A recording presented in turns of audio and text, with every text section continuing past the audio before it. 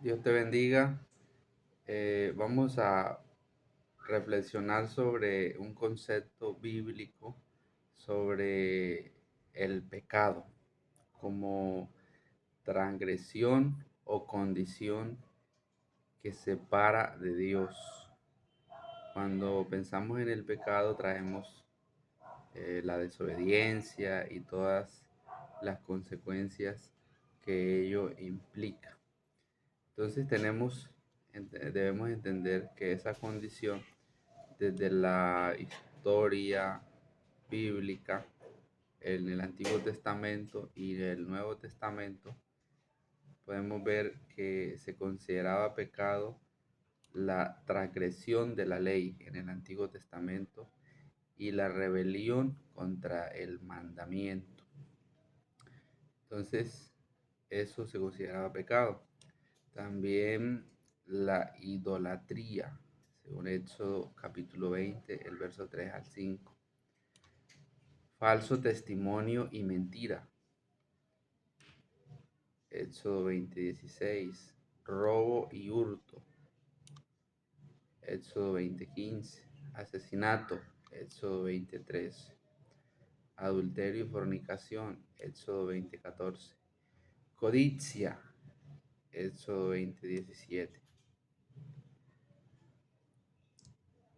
Y en el Nuevo Testamento ya tenemos otra percepción de lo que se considera pecado y está más ligado al corazón y a la mente, es decir, la parte interna del ser humano. En el Antiguo Testamento se veía más la parte externa, la parte visual.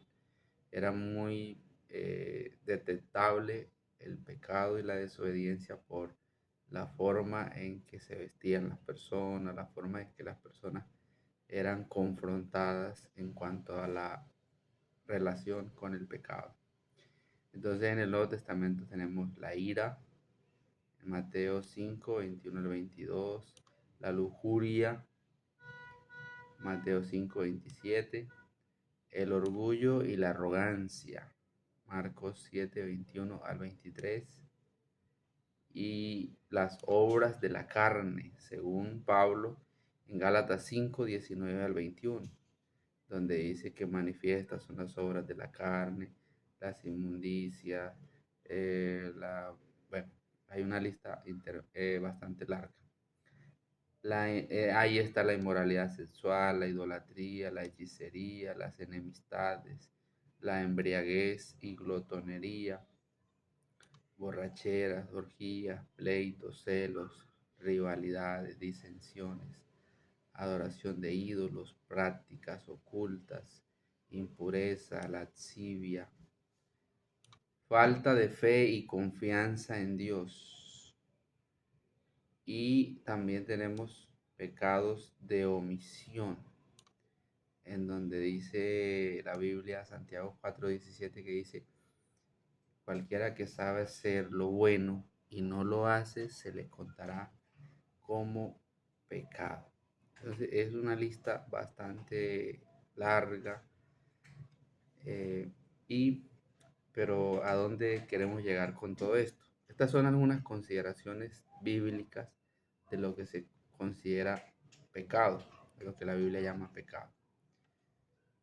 Eh, Así como existe el pecado, existen clases de pecadores.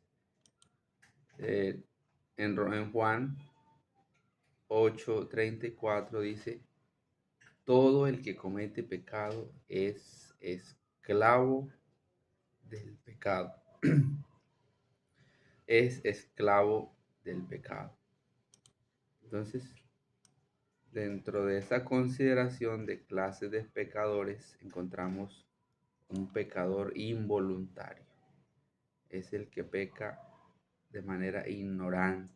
En el Antiguo Testamento encontramos eh, reyes que ofrecían sacrificios por los pecados de sus generaciones de manera anticipada. Eh, y algunas personas, por el desconocimiento de la palabra de Dios consideran algunas cosas como normales y cuando leen la palabra y entienden de que son pecados, entonces ya crean una conciencia de conocimiento en relación al pecado. Existe el pecador rebelde, es el que peca deliberadamente, de manera arrogante y con desprecio a Dios y a su pueblo. El pecado lo justifica por herencia o por algunos contextos bíblicos. Usted ve personas que son alcohólicos y dice, Jesús bebió vino. Y se encuentra también el pecador arrepentido. El pecador arrepentido es en el que no reina el pecado.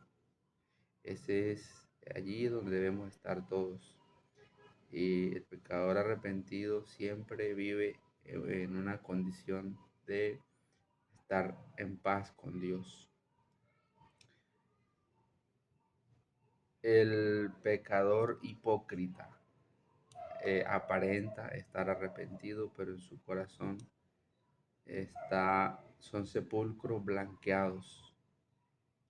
Y el pecador endurecido sin arrepentimiento. Esto ya se refiere a una conciencia cauterizada. Esas personas que pecan y es como si nada pasara. Pero también hay pecadores esclavos, ¿sí? Como decía, el que comete pecado es esclavo del pecado.